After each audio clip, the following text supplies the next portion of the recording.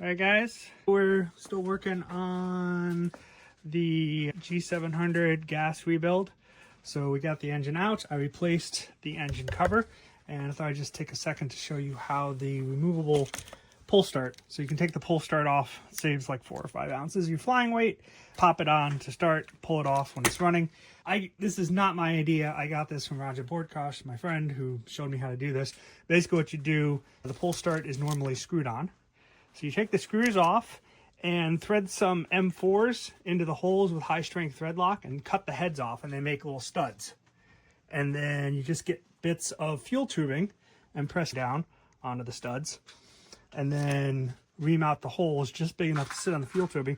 Then you grab your pull start and you just put it on your little rubber studs you got now. Press it on, and it's just a friction fit. It sits on there, strong enough to give it a start. Give it a yank, engine's running, you just reach in and grab it and pull it off. And I made these little handles out of tie wraps. And that's it. Really easy to do. And saves a few ounces.